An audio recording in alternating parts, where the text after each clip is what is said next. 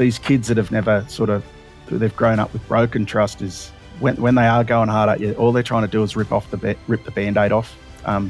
They don't want to build a connection with you because to them, you're only going to let them down like everyone else has.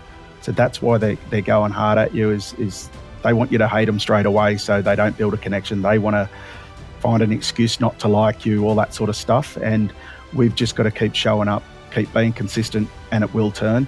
What we do and how we do build that trust, because we do connect with the toughest kids. That's what we are really good at. And it's by just giving them your time and being consistent. Adam never set out to be a CEO, but leading boys to the bush has taught him what confident leadership really takes. In this episode, we dive into his journey, the lessons learned, and how those same principles can transform your business.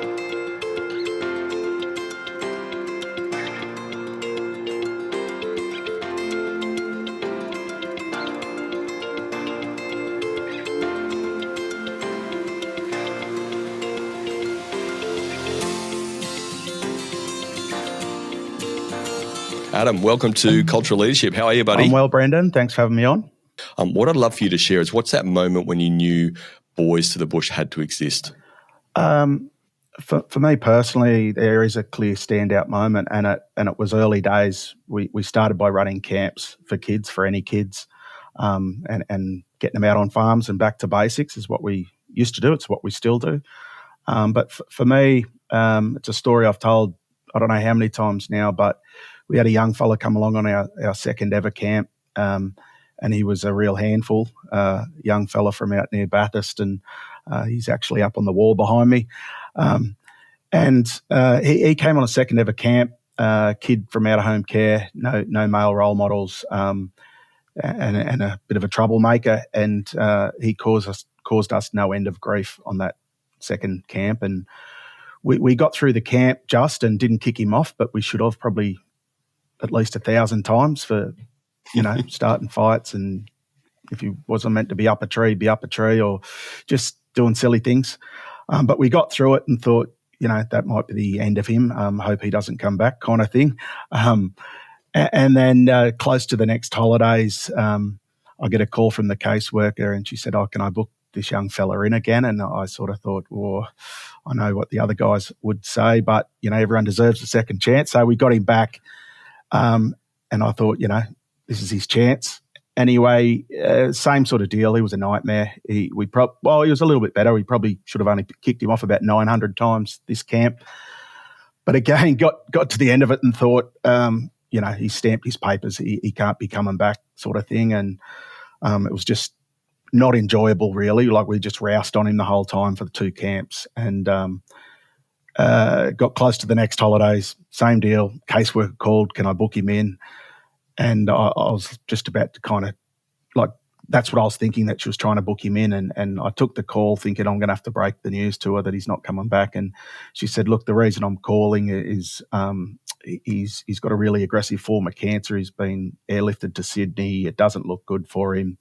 And I was just, a bit like, as big a pain in the backside as he is, you don't wish that on anyone. And she said, it's really, really serious. The doctors told him to get in touch with the most important people in his life. And he's asked us to get in touch with his his auntie that raised him, and he's asked us to get in touch with you. And for me at the time, I was like, this kid should hate me. I don't particularly like him. We've spent about 8 or 10 days together in our whole lives, and of that time, I've yelled at him the whole time for playing up. And I think that for me was that kind of moment where I was like, hang on, we've got something a little bit more here. Like, I don't know why, but this kid really likes me. He likes us.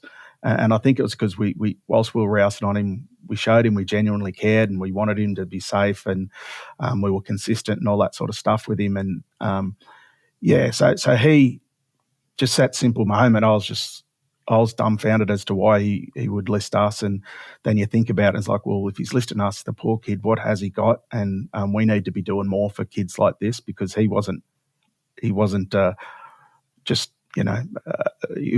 one of a few. He was one of most kids that coming from those same sort of situations. So that was kind of a moment where I was like, right, we've got to do more for these kids and start thinking a bit more than just giving them a nice experience. What can we do to actually impact their lives longer term? And, that sort of, for me, sort of kicked things off.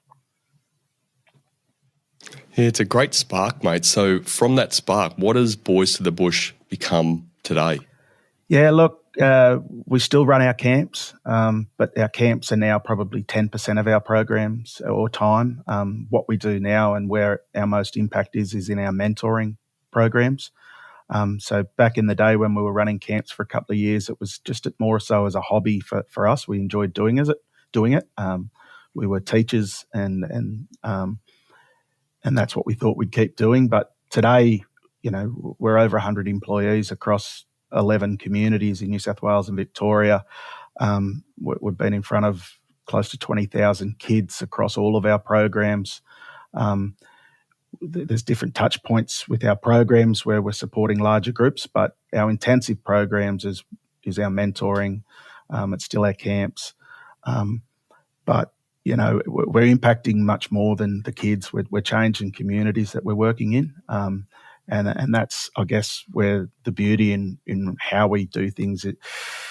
It's how we're different to a lot of others. Is we're involving communities now to be a part of the solution for the kids. And we're being asked by decision makers and politicians our advice on things. Who would have thought a handful of years ago people would be asking us for advice? We were making it up as we went. It seemed at the time, but what we do now hasn't changed too much. It's have the kid at the forefront of our thinking and make our decisions based on their best interests.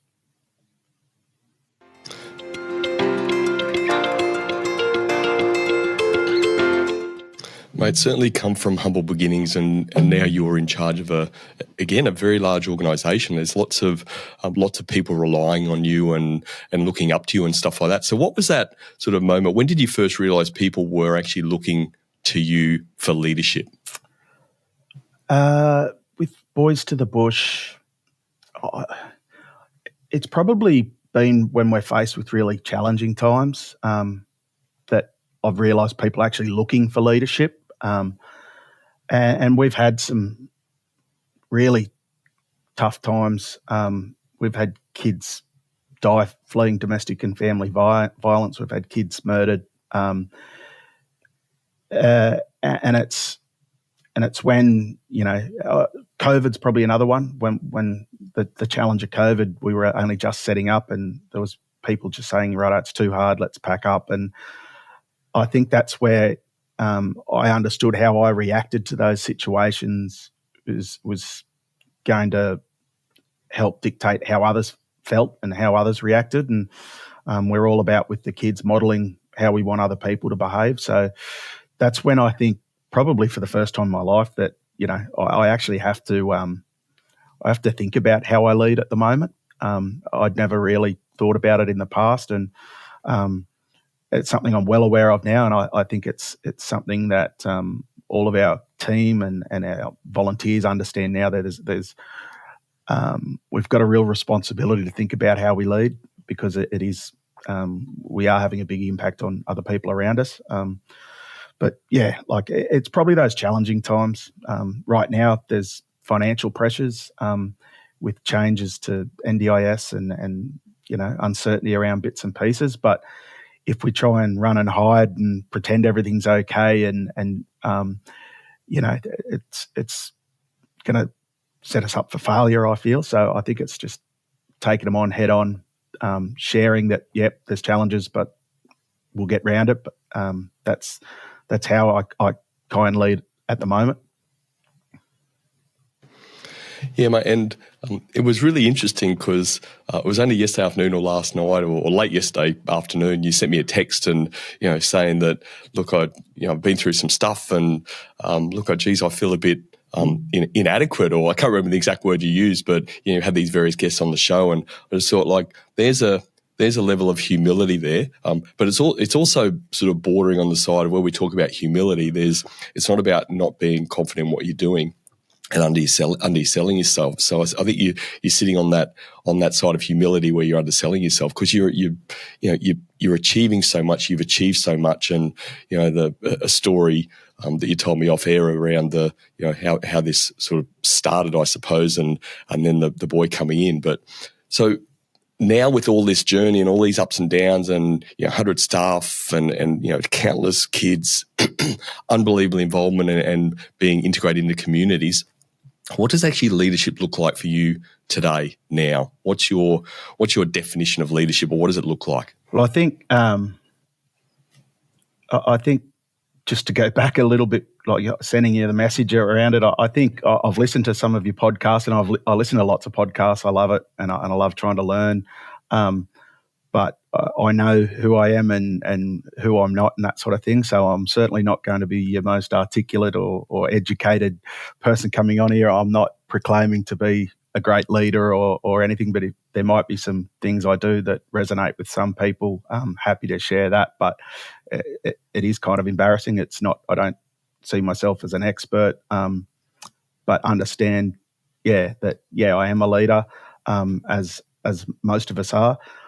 For me, I think what leadership means is that we're all leaders. You don't need that title to be a leader.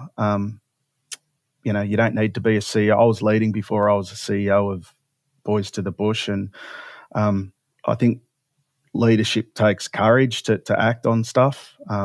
Not just lots of us see things around us that we don't agree with or want to change, but leadership just does take courage. And for me, I like to think my leadership style is about being real and authentic, showing up and just focusing on what matters to me and to those around me and to Boys to the Bush. So it's a pretty simple philosophy, I guess, but I'm a pretty simple person. Mate, authentic and real. That's what people love the most about anybody. I think when people don't come across as that, there's that connection lost. And look, in some of the rooms you would have gone to over many years of running Boys to the Bush, I think you would definitely have seen there's a level of, there's authentic you, and then there's other people that you're probably dealing with, and you can smell non-authentic a mile away, I'm sure. Spot on. The kids are the best at that. The kids Absolutely, we work with, they've got a real good BS radar. They pick it up real quick. Yeah, it's amazing. I was telling you again off air, but we've got a couple of kids in our care at the moment, and it just, I was super excited to talk to you anyway around what you're doing and stuff like that. But then I guess having these little ones in our care at the moment, and when you talked about you affectionately call them rat bags from time to time, and they are absolutely. We've got an affectionate little rat bag, but he's our rat bag at the moment, and you do feel like you're rousing at them all the time, and it's hard, and it makes you feel bad and stuff. But I don't know about you. I've always got to, and myself and my wife talk about this a lot. Like, we've got to make sure we keep our eye on the long term. Like, this is our job now, and they haven't had this, so we've got to affectionately pull them into line and get them structured and know what the difference is between doing the right thing and the wrong thing is and stuff like that. But it's bloody hard in the moment. You actually feel like a bad person, don't you? Yeah, spot on. But you're right. It's given them what they've never had, and that's those boundaries and consistency. I think the easiest thing as a parent, you do it from time to time, is say yes and give them what they need to keep them happy. But it's not always the best thing to be doing for the kids long term. Particularly, a lot of the kids we're working with, is that they get what they want. They get to do what they want when they want. If they want something, they go get it, whether that's legally or not. So I guess going back to why it changed for me, and that story of that kid calling us when he was really sick, that's testament to what we're talking about. Like, for him, it was those boundaries and the consistency is why, all I saw was the rousing. He saw something else. Yeah, it's amazing, mate. Kids, they certainly help us see a whole different perspective through a really clear lens. Our lenses are a little bit tarnished, aren't they? Yeah, that's for sure. Mate, how do you, again, your own leadership and your style, very real, very authentic, but how do you help others see themselves as leaders, and when they don't believe they are, or they don't believe in themselves? To be honest, I'm not sure if I do that particularly well with my team, but I certainly need to. I've always tried to make sure people feel valued for what they are contributing to us. But I think empowering them to make mistakes and stick to playing to their strengths, that's, I think, something that we should celebrate and push for more. But when we talk about leaders, it's from a kid's perspective, I think it's about empowering them to, or not empowering them, but supporting them to gain purpose and set values, then pushing them to make decisions based on those principles. That's really important. Often it's really tricky because these kids are trying to escape environments and lives and behaviours that are so ingrained and so normal for them. It's often multiple generations of stuff we're trying to help them out of. That can take real willpower from these kids, and it takes leadership for them to get out of that situation. So, like all of us, everyone likes a pat on the back. I think to support them in their leadership is to point out and give them those pats on the back, along their journey. And if their journey for leadership is standing up and trying to get out of a situation they're in, then that's their journey and that's their leadership journey. So our job's to empower them, to remind them it's worth doing, and just do it as often as we can for the littlest thing. And again, reflecting, on my leadership, like it's something I probably have neglected a little bit with our crew, because they are all leaders in their own right, but we all get busy in our own sort of space, and but it's certainly something that I want to do better for our team, because they are such phenomenal leaders in each of their communities. So what do you want to do better? What's that one thing you would do better, or you want to take and start? I think it's giving them the time and being present for them. I deal with sort of such a holistic approach to the organisation, and time is limited, but I think it's, and understanding I can't do it myself too. We've built out a team of sort of leaders that need to support each other. So it's, I guess what I need to do is understand that I can't do it all for them, and find them ways that we can continue to support each other to be better leaders and look after each other. But yeah, I guess that's the start, is understanding that, if you're trying to do it all for everyone, I won't get anything done. And that's probably been a big sort of thing that I've done poorly to date, I would say. But, maybe that's been hard on myself, but it's certainly somewhere I want to be better.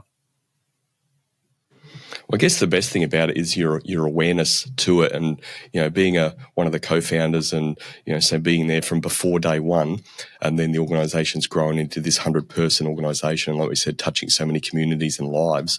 There's a whole heap of growth that has to happen, in us, in our mind, and how we approach things. And you want to still be that organisation where you're really touching everyone in the organisation, but it's actually just physically not possible. You've got to put your love and attention on your senior team, yep. And then those people need to be empowered to put their love and attention on their team, and then go from there. And then you still come in, and hopefully you're spending time on the ground at camps and things like that, and really staying in touch with the day to day. But it's a hard mindset to break through, because it's just physically impossible to be able to do that in an organisation of your level. Yeah. And try and feel like you're getting down at the grassroots all the time. Yeah, spot on. And I'd say over the last 12, 18 months, I've probably stepped too far away from who I am and where my strengths are.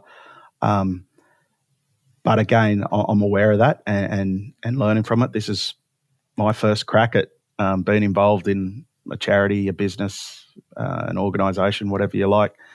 So it's something I am well aware of. I'm planning to be on a camp pretty soon, which the staff already reminded me that I'll have no idea what goes on and what to do. I'm sure they've got a Dunker Dolly lined up or something. Oh, mate, it's Duncan Adam. Yeah, we've introduced systems and reporting and all this stuff to it that there's been teething problems with, and and I'm always pushing them. You've got to do it. You've got to do it. So I've got to study up before I get there and pretend I know what I'm doing, because I've been telling them a fair bit that they need to be doing this and that better. It sounds like you might be one of these rat bags on the camp, buddy. Yep. That's part of the beauty of our camps. It's part of the beauty of who we are, is we are rat bags. The people we get to work for us in our communities, they're just real people. We've got people from all walks of life that are giving up their careers to make this their life. People that have been shearing their whole life, people that were police officers, school teachers, brickies, labourers, you name it. They're just genuine people that give a shit about kids and their community and genuinely want to do something to make it better. That's what I love about it is we are real. A lot of us would have been these ratbag kids, some more so than others. So it is handy too, because plenty of our crew sort of are one step ahead of the kids in their thinking.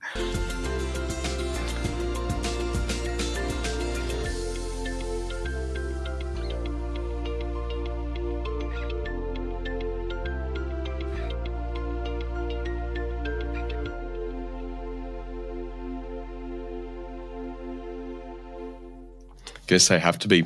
Let's talk to that a little bit about the qualities of the people that really work well in your organisation. What sort of qualities do they need to have to really be a strong piece of the fabric of Boys to the Bush? It's hard to put your finger on, because whilst we're all very similar, we're all very different. I think a common trait among all of them is they're empathetic people. They're genuine, they're authentic, and they're straight shooters. What you see is what you get, and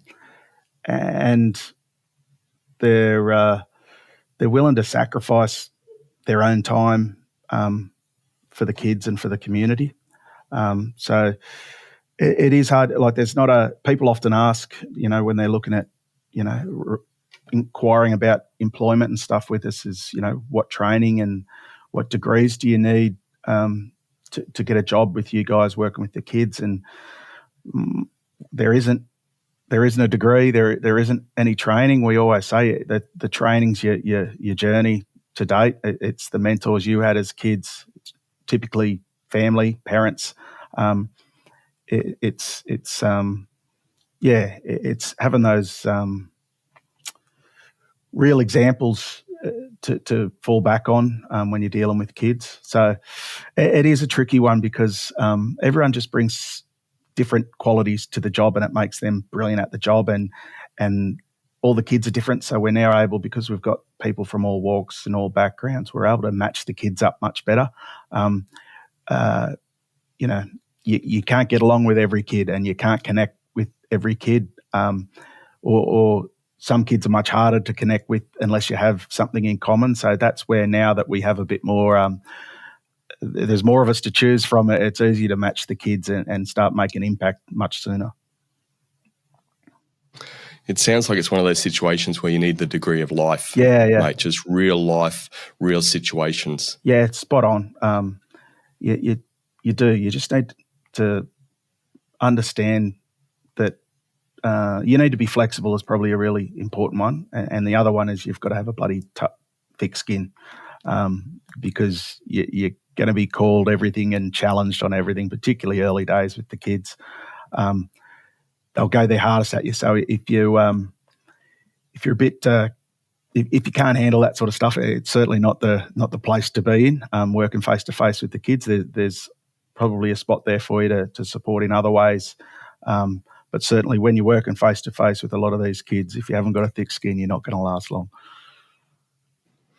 Yeah, kids with these sort of backgrounds, they do have an amazing aptitude to identify weakness in others, don't they? And that can be a good thing and not a good thing, and often I think they take it from a maybe not a good place. But how's your all-body calluses going, mate, with that thick skin? Oh, mate, yeah, go your hardest. It's I probably have copped, it all my life from mates, and just with our humour and how we treat each other and that sort of I'm thing. sure. So not much phase. It's probably why your team wants you to be on a camp, mate. They reckon your calluses are softening up. They want to harden you up again. Exactly, but yeah, it's all part of it, and everyone deals with it differently. But it's one thing we explain to all the staff that are working with the kids that the stuff they're throwing at you when they're going hard at you, they don't mean anything by it. It's not you. You've done nothing to upset them,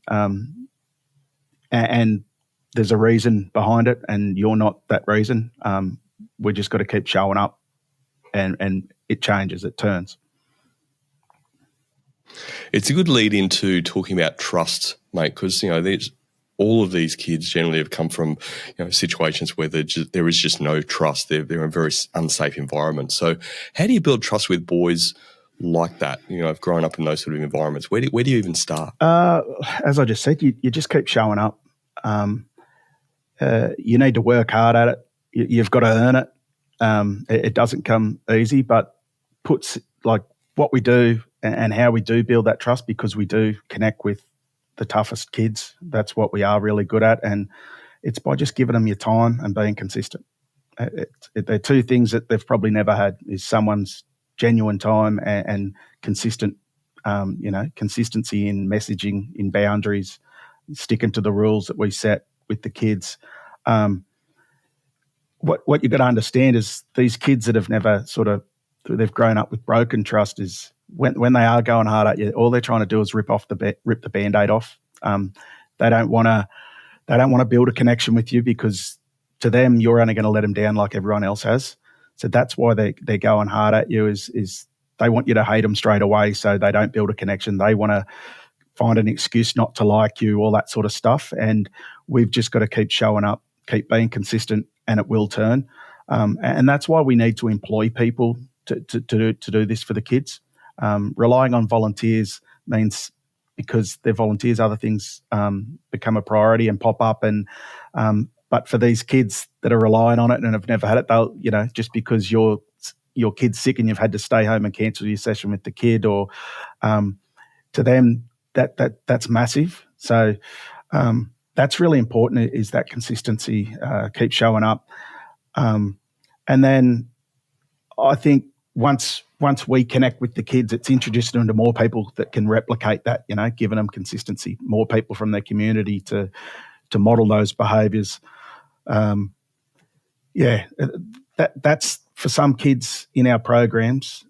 That building of trust is all we're working on, building that rapport. And for some kids, it might take 2 years. It took us 2 years. I think back early days, it took us pretty much 2 years to get a kid to leave his house. That's showing up once a week, every week at the same time, and him refusing to leave his bedroom. It might have taken a month before we were smart enough to think, how about we turn up with a bacon egg roll and a milkshake, and then it was like baby steps. Let's get him to the lounge room and sit and chat there for an hour. After 6 or 12 months, it was getting towards the front door, and then by the end of it, it was getting him out of the house and doing a lap around the block and just chatting in the car. And that young fella, he's full circle. Like he's working full time now, holds down a job, living independently. And when we cut through for that kid, we actually had my brother. Actually, he saved the kid's life one night. But for that kid, where his dark place, why he was in that dark place, was such a simple thing. It was a debt owed to Centrelink or something or other, which once we found that out after 18 months or so, it was simple. We called Centrelink. We got to the bottom of it. It was an error at their end. They wiped the debt. The kid was home and hosed. He was happy. and if it wasn't their fault and they didn't wipe it, we would have wiped it. We would have found a way to wipe it for him so he could crack on with the rest of his life. But without spending the 18 months and him opening up about why he was in that place, we would have had a whole different outcome. So it just takes time, and sometimes people don't have time, and it's a struggle for us when funding opportunities want magical outcomes really quick, and it's not real sexy to say, hey, it's taken us 12 months to get a kid to get to his lounge room, but that 12 months led to us saving a kid's life. So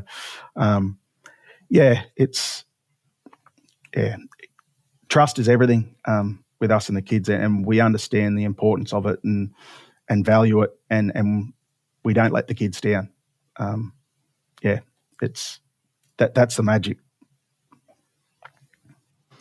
Yeah, it is magic, and I'm not sure if you know, maybe you do, but I think in what you've just said, the two things that just resonate to me, and it's so simple but powerful and applicable in life in general, is that you invest time in people and you be consistent. And to me, like you've summed up, that's what leadership's about, because when you're investing time in people, you're learning about people. When you're being consistent, you're doing things repeatedly, and you're learning through that cycle. So then you're learning yourself, and you can continue to invest time, and you can continue to be consistent and progress in some consistency around that. Like, it's just, when did that come to you? Like, is that something that just you felt has just been innate with you, and maybe through your own upbringing and what you've had the privilege of having, or was there a moment in time where that investment in time and being consistent, like, this is the thing, we just do this is boys to the bush, this is the fabric of what we do? I think it myself and my co-founders, it goes back to our childhoods. Like, we were really fortunate, all three of us, to have loving families. We were spoilt, but none of us were wealthy and super rich or anything like that. And what we were spoilt with was our parents' love and our parents' time. And that's what made us who we are. And that's what our team replicate for the kids. We don't have to, like, our programs aren't thrill a minute. Our camps aren't high energy ropes courses. I don't sell them real well, but we don't give the kids a whole heap of stuff other than our time.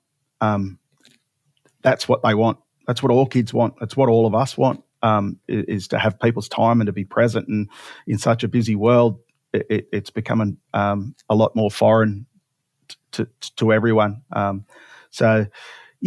think that's where it all came from. Is we all recognised how fortunate we were, because our parents gave us exactly what we needed: time and boundaries and rules and pats on the back and all that sort of stuff, all the simple stuff that most of us were fortunate enough to have. But there's so many out there that have never had it.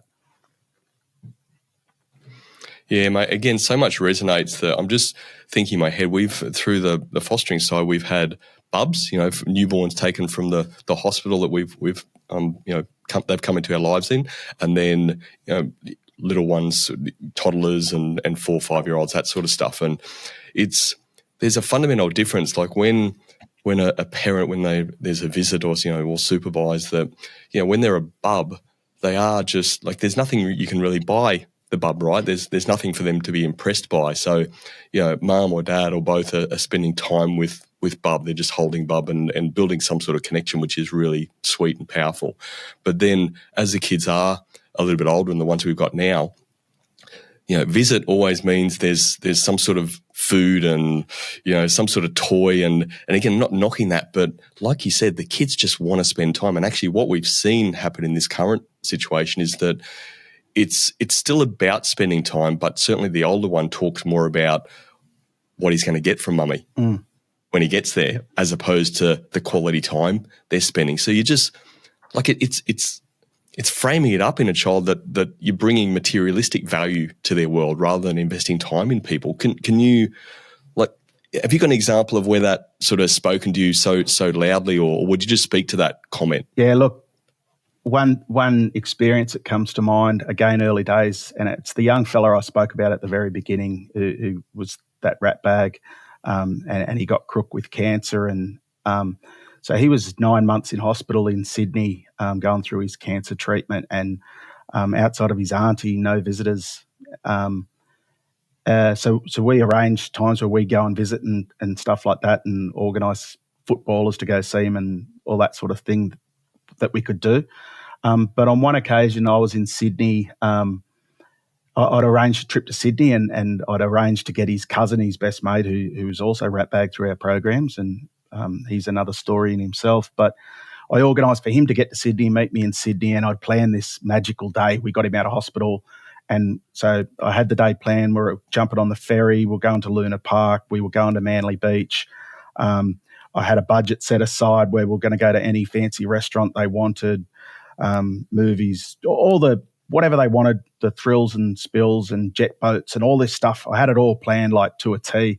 Anyway, jumped on this ferry, headed to Manly for, trip to tick that off my list of amazing things for the day. And we're on the ferry, and I bloody got on the wrong ferry. And so that put me back and cancelled out Luna Park, and I was starting to stress. And it's like, this is meant to be this kid's best day. He's been in hospital. And anyway, we ended up jumping on another ferry, wrong ferry, and these two young boys, are about 15 at the time, were just taking the piss out of me the whole time. And they could see I was cranky because I'd planned this amazing day. And then we got back to Circular Quay, and I'm like, right, lunchtime, we've just wasted half the day. What restaurant do you want to go to? Thinking they're going to want something fancy. Like, can we just get McDonald's? And I'm like, we're not getting bloody McDonald's. Like, we can go to the top of the biggest tower here and eat in a fancy restaurant. And they're like, can we just get McDonald's? Oh, right. So we got the McDonald's, and then I'm like, right. We can go down here and get on these speedboat things, and do this. And they're like, oh, yeah, right. And they weren't that keen. And I was getting frustrated because I was just like, oh, you're ungrateful. Like, I've planned all this stuff. And they're like, can we just go fishing? And I'm like, thinking to myself, like, you can do that anytime at home. And, that's what you do at home. Anyway, we end up buying a couple of little cheap fishing rods or something. And we're fishing I've got a beautiful photo of it, but fishing under the harbour bridge, and I don't know if that's legal or what, but we were, and no fish were harmed. But I remember at a moment there, I'm sitting back, and they're chatting and laughing, and they're watching buskers and just having the time of their life, mainly hanging shit on me. But I was sitting back going, it's cost me $100 for today. I'd planned to spend thousands and give them this day, and all they wanted to do is hang out with each other, with me.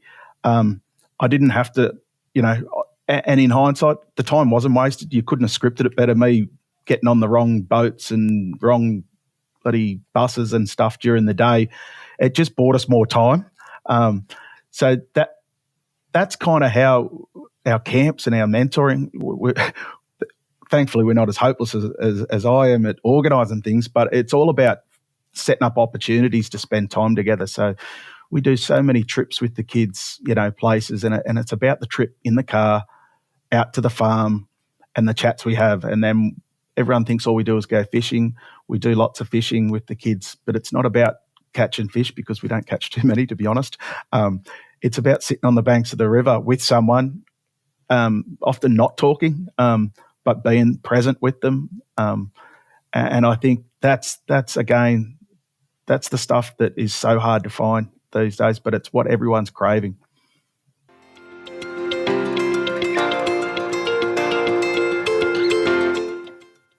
Yeah, it sounds like the world needed to teach you something, mate, and you were a willing student to learn. So well done. I was. Again, you mentioned earlier in the conversation around that people are, certainly from whether donors or government funding side of stuff, they're looking for that sexy thing, or they're looking for that special sauce or whatever, which you're talking about a lot, just investing time and connection. But how do you explain it to people? Like, these stories are so resonating for me, and I'm sure for many people. But like, in our world, we are looking for complicated. We're looking for smart. And if you don't tick, as you said, if you don't tick certain boxes, then the reality is you just don't get certain funding, and you need funding, to survive in these sort of things. So how do you make that balance work and still be able to fund the organisation through all the good people and the governments that help you, but then keep it simple yet effective and powerful on the ground? Yeah, that's one of the big challenges we face at the moment. We're not pigeonholed into a specific category because we are proper early intervention and prevention for everything. We're working with the kids. We're stopping kids from dying by suicide. We're stopping. We know all this stuff. We're stopping them from going to jail. We're reconnecting with schools, with family. We're doing all that stuff, but we're not doing one over the other. And it is hard to kind of sell yourself to funding opportunities when you do tick so many boxes without being an expert in one. I think what we're understanding now is, and we do have our own impact measurement tools and stuff now, which is what a lot of funding opportunities require. But it is that balancing act, is staying true to who we are and not going too far from that, and trying to sell the story to more people. And I think people really, what really resonates with them is the simplicity of what we do, and people can see the long-term benefits of it. We just need to ensure more decision makers understand that. It's not about the outcome in 5 minutes for this kid. It's 5 years or it's a generation before we're going to see these changes. But we need to invest in people that are working towards that proper change, not the change in 5 minutes and a quick photo opportunity. That's not us. It's hurt us with funding in the past because we weren't willing to kind of do things that went away from who we were and our purpose. There was a really good example a couple of years ago. I was in Parliament with a politician who's been a great supporter of ours, and I was giving him a bit of an update on how things were going, and he said, it'd be great if you could come back in 12 months and said you got 100 kids a job. And my response was, that's easy. I can do that in 2 weeks. Like, among our network across all our communities, the community will give the jobs. We will lean on mates to create jobs for these kids. But the issue is they're not going to have a job in 2 weeks if we don't put stuff around them. So our focus is getting 5 kids a job and coming back to you in 12 months and saying, hey, those 5 kids are still in a job. And unfortunately, how things are set up is people want to invest in those 100 kids in the job, and they're not particularly concerned about what happens 2 weeks later after they've given the job, as long as they can say they've got the job or their funding has supported those jobs. And we need more people to think that way, because it is going to take time, and it's going to be, a generation before we see the proper change of what we're doing in other organisations like us, like what we are doing.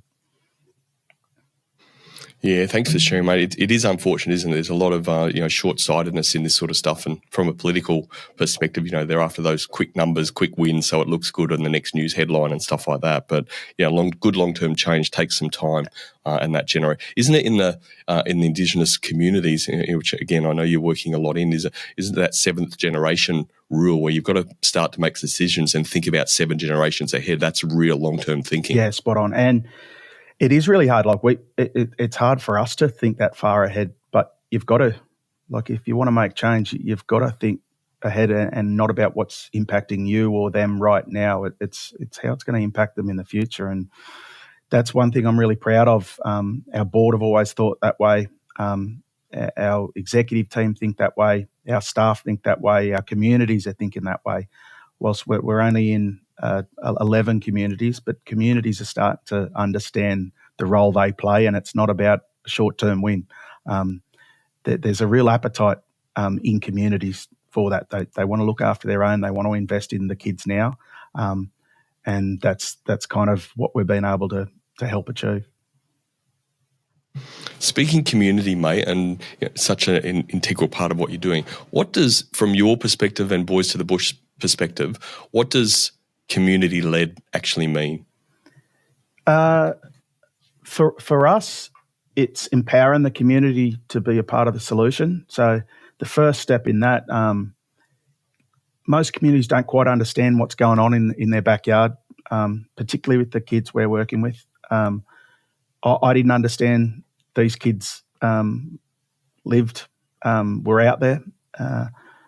But when you open the community's eyes up to, and that's what we do by bringing the kids onto their farms and into their businesses and holding community events and things like that, by explaining to them the environments and the circumstances some of these kids have grown up in, and that's why they're displaying behaviours that we were all whinging about in the community. You know, these kids are the ones that are causing us grief in the community.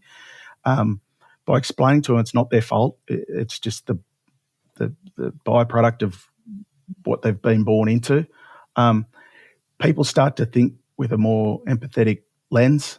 And then our role is to give them opportunities and present opportunities for them to help. So, okay, it's one thing to talk about making change, but righto, what are you going to do to support? And we give them opportunities. And I think typically people think help and charity is donating money, and that's about all you can do. But with us, you know, obviously money is a big part of it. We're never going to knock back someone that wants to donate money, but not everyone has money. For other people, it's open up the gates to their farm or the doors to their business to allow an opportunity for the kid to come in and see what goes on, you know, on your farm, and more so how people interact and behave. That's what you can do. Other people, it's donating, you know, an old bike that's no longer used at home, and we can pass that on to the kid, and then suddenly they feel a part of it. And it's the local butcher, when we have a barbie at Bunnings to raise money, he'll donate the snags or do it at half price, and that's what he can do to support us to help the kids. And then suddenly we explain to the kid that that's how everyone in this community, that they think they're so disconnected or brought up to not fully understand, they suddenly start realising there's so many people on their team in their backyard, and that's something that's been foreign to them because of the environment they've been brought up in. So our goal is to make ourselves redundant, to make enough introductions in the community and to connect them to enough services and people that do magic in the community, so they don't need us. That's our goal, and it's 100% working with kids. It's still only early days, but the communities are starting to take control of the futures of these kids. They're the ones that are giving them the opportunities, not us. We're just facilitating the connection and the relationships. Do you think a model like this could work for the city? Yeah, I do. What would need to change, or would anything need to change in order to make it work? And why I ask that question, just again, my wife grew up in a small English country town, and community. I feel like on the Central Coast here, it's big enough to not be too small, but you've still got that community feel. But when I grew up in Brisbane, and we had a community there in our local area, but you were in Brisbane, a bigger place, and Sydney, like it's a bigger place. They just feel there's a different mindset to me around the majority of the people in those sort of environments in cities versus regional communities. They really value community. I think it's probably easier to replicate in the smaller locations, just because well, that's what we know. But it's easy to replicate in the smaller towns because community is everything, and people really generally feel a sense of community and connection to the community. In saying that, there's been I think a bit more of a disconnect more recently. But in cities, I think it's more about creating micro communities. And like I'm in Albury-Wodonga, it's a big place. So it's not like everyone knows everyone like people in the city think. We all know everyone's name first hand and that sort of thing. But what we do here is create our little micro community. So people, the connecting thing is us. So we're connecting the businesses and the farmers and the kids and the volunteers, and the common thing is Boys to the Bush. So that can be done in cities, in suburbs, creating those micro communities. It's about communicating to each other who's part of that community. So it's not something I've spent a whole heap of time thinking on, the city stuff. We get asked all the time, but our focus at the moment is regional and rural communities, because the stats show that the kids, the boys, are battling in these areas far more than they are in metropolitan areas, and far more than girls are. So that is our focus, but the demand would be in city areas. The demand's for girls as well, but boys in rural and regional Australia are battling more so than others. So on that, is that a space where you would, like boys to the bush, there would be a girls to the bush element at some point, or is it just, this is the lane you're in? At the moment, that's the lane we're in. Like I said, there's people. It's our most asked question: what are we doing to help the girls, and when are we going to start helping girls? And you never say never, but right now where we're at, we're still tidying up who we are and understanding who we are. The way I answer the question when we're asked about the girls stuff is that we're doing a lot to help girls by creating better men. And you look at the environments we're not dragging kids from, but we're working on kids and where they're from. These are the kids that are going to grow up and be perpetrators of domestic and family violence. We know that because that's what their normal is. And by intervening and showing them that isn't normal, we're doing a hell of a lot to help girls. And by creating better fathers, less absent dads, that's helping girls. But teaching them, that how to respect women. That's all part of what we do with these kids. It's all those values that, unfortunately, some kids aren't lucky enough to be born into environments where those sort of traits are valued. And I think if we do our job really well, which we are, we're helping a lot of other spaces that people don't necessarily think about. And one of them is that domestic and prevention of family violence. That starts with the men, and it starts with the kids we're working with. And if we're not giving them the message, they're not getting the message, and nothing will change. Mate, I love that answer, and I didn't ask the question certainly from the perspective of why aren't you doing something for girls? Because I'm 100% on board with you. Like what you're doing, how you've answered that, kids, boys, little boys, and bigger boys, teenage, that we need quality male role models, and call that old-fashioned or whatever you want to call it. But there's the research is that you need that strong presence in a family, in that nuclear family, to me, which is anyway, it's probably not something we should dive too far into, but yeah, having that strong sense, and sense of self in a young boy and growing up into a young man, then he learns to love himself. Therefore, he can start to love others. He's looking after people. He's respecting everybody, not just female, but his own mates or whatever in the world, and that just creates a whole better place, doesn't it? Yeah, spot on. And it's I think I touched on it right at the start, is creating purpose and values for the kid. And then it's no different to us as an organisation. It's what you keep coming back to with your decision making. That's what we're striving towards. And for the kids is instilling that in them. That these are the values. This is how you act. And patting them on the back when they're making those baby steps towards those goals and those values. So, yeah.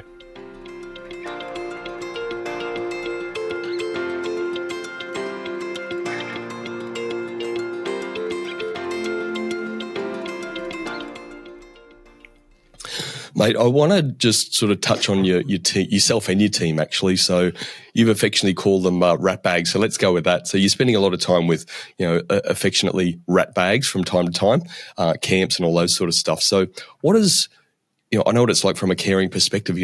How does your team fill your cup? Like, what do you make sure that your team's doing to switch off a bit and make sure they're just looking after themselves so they can be, when they're at Boys to the Bush, a camp or whatever, a program or being a mentor, they're their best self? Our team, our staff, you're talking about? Your team, your staff, yes. I guess that's a real challenge, and given we're relatively young as an organisation, there's not a whole heap of staff or team members here that have been in the role, beyond probably 4 or 5 years as our longer serving staff members. So but it's something we are starting to have to deal with right now with fatigue and burnout, and looking for avenues to support, because I've mentioned a number of times, it's not for everyone. It's a really tricky thing. But I think firstly, what we need to recognise is it does take a special kind of someone to do this job, and understanding it's not for everyone, being upfront with when we're recruiting people to come and work with us. We probably display or we show all the warm and fuzzy stuff, but the reality of it is it's one step forward, two back, or two forward and 12 back at times, it feels. But I think the other part we do to support the staff is we're always talking about celebrating with the kids, celebrating all those little wins with the kids. But when you're celebrating those wins, understanding it's you that's created that win for the kid, and not going too far from that. And some of our biggest wins have been teaching a kid to brush their teeth. You don't know what impact that had on one young fella. That was the reason he hadn't been to school for 2 years. He was embarrassed about his teeth because no one had showed him how to brush his teeth. But I remember the staff member came to us and they said, the kid didn't know how to brush his teeth, taught him to brush his teeth. And then we spoke about, righto, if he brushes his teeth every day for a week and comes back, we'll give him a hat or a pat on the back, And we didn't realise, I didn't certainly, how big an impact that small act of that staff member who didn't even think about it. It's like he got a toothbrush and some toothpaste and taught him. But it's like, you don't realise how important what you did for that kid is. Like, it took a while for me and we're doing that. Our team are doing that 10, 20 times a day each with every kid they're working with, those little things. And understand if you didn't give that message or you didn't say that thing to them or give them this experience, they would have never had it. I think probably the other thing is that our staff are getting better at debriefing with each other. They're real people. Using humour is always a good part of it along the journey, and understanding that, it's hard sometimes, and you probably sound like you don't have a heart when we are using humour, but it does help. I think the final thing I've kind of tried to push is that, so people would often always ask me, and I'm sure they ask our team the same question all the time, is like, you hear all these horrific, traumatic things from the kids or about the kids, and how do you sleep at night? And my answer was always simple, and I say it to the team all the time, is that I've always slept well, and you should always sleep well, knowing that A, you hear these stories, but B, you're doing something about it. And that's why I sleep well at night, because we are doing something about it and we are creating better futures for the kids. And if I or the team understood these circumstances and what's going on with these kids and weren't doing anything to make real change, it would be a battle trying to sleep at night. But we are genuinely finding ways to push through it. And I think that's a really important message to continue giving to the team. Yeah, I couldn't agree more, mate. What's your toughest moment? And it doesn't mean that it's related specifically to, one of the stories of the kids, but just, that real down moment in business. What does that look like for you? It's a good question. It's not one I've probably thought about. There's lots of ups and downs. I think for me, absolutely, business is full of ups and downs, mate, isn't it? It is. I think there's probably a couple of parts to it. So I'm someone that's dealt with mental health problems their life, and I've only sort of owned it, in the last kind of decade a bit. And but understanding you can't be up all the time as much as you want to be, and I say we want to be modelling these behaviours, but I think given some of the stuff that we have dealt with when we are connected to these kids, it's hard trying to keep that brave face for the team and for the kids, and when deep down it tears you apart, or if you can't help the kid for whatever reason, that genuinely hurts, because all we want to do is make it better for for everyone, and sometimes we can't. And we've had to grow and evolve and change how we do things. And some things I don't agree with, but to impact more kids, we've had to. And I think the other part for me that's been difficult is just the growing pains of an organisation. We're knockabout type people, and we're very much knockabout type organisation. But we're a big organisation now, and you're under the microscope. You're dealing with vulnerable kids. You're dealing with other people's money. So we've always had good governance, but it's under the microscope more. So we have to be careful, because if we make mistakes or don't do things properly, it's hurting a whole lot more than just the couple of us that were doing it early days. So trying to get that message across to the crew that are working with the kids in the communities that, we don't want to change and be too fancy and whatever. We still want to be who we are, but there's just some things we have to tighten up on, and processes we have to follow, and we need to report differently, and there's things out of our control. But that's been something that's been a challenge for me, because I'm someone, and most of us are people that just want to crack on and do the right thing by the kids. But sometimes doing the right thing by the kid can impact a whole lot of other kids and now people that rely on Boys to the Bush.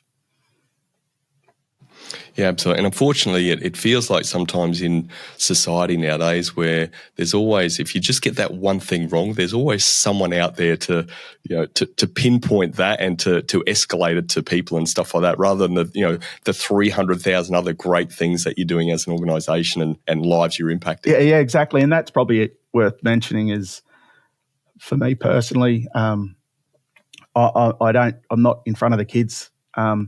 And you probably do get your head buried down with those 2 or 3 complaints or the couple of issues you might be having with team members or funding pressures, and you lose sight of. I forget that there's today, as you and I are speaking, there's probably 200 kids out there getting one-on-one mentoring and having the best day of their lives and learning all this stuff.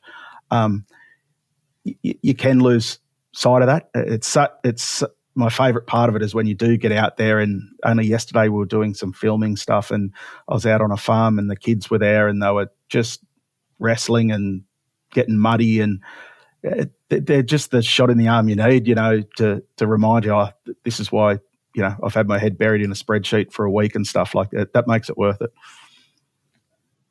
Mate, it so resonates again. Many years ago now, I was heading up operations part of a private independent school, and it was K to 12. And when those moments happened to me, and I got too caught up in spreadsheets or whatever, I'd just go into the kindy room and I'd spend half an hour in the kindy room, mate. And that was the best medicine I could ever have. Honestly, it was so good. Yeah, look, I'm excited, as I said earlier, to be on a camp in a month or two's time, and I probably won't be as excited by the end of the camp, but you'd probably be pretty knackered, mate. Like everyone thinks our camps, it's the greatest job in the world. You just go on a camp with kids and go fishing, and like the camps are the toughest thing that you can do. Like it's sure. And a lot of people say, "Can I volunteer on the camp?" And we don't take too many volunteers to support on camps, because it's not all rainbows and sunshine. It's difficult. You've got one eye open the whole time, and it's very draining. Like when the crew get back after a camp, it's important that they take some time to recharge. Well, you just be careful, mate, because you talk about rat bags a lot, and you've heard that saying about the average of the 5 people you spend the most time with. So you'll come back more of a rat bag, Yeah. No, I miss it. I need it. You need a bit of rat bag in you, buddy. That's right. Yeah. No, one of our good supporters, they always say that they like that we're a little bit cheeky and don't lose our cheekiness, and that's who we are. So I know what she's talking about. Absolutely, mate. Look, I know we're pushing time, but there's a couple of other questions I really wanted to make sure I ask you today. So, what do you want business leaders to understand about their role in shaping the next generation? I think it's important that they take time to understand the next generation, and try and look at the world through their eyes, because it is a completely different perspective on the world, as most of us probably look at it. I think it's important that leaders, business leaders, invest in people that are genuinely wanting to make change, positive change. And I think it's important that you focus on how you treat your team. That's something I'm really mindful of, is creating that culture. It's okay, like I openly am vulnerable in front of the staff. I think it's a good thing, mate. I say I'm not a great leader, but I think that's something I do reasonably well and relatively easily. Like it comes easy is being vulnerable, not having the answers for them all the time, because most things I don't have the answer. I'm going to everyone else for the answers. And I think the other thing that leaders is important for leaders to think about when dealing about the next generation is think more about what you can give them than what you can get from them. Because, you'll get a hell of a lot more out of them when they know you're there to help them and support them.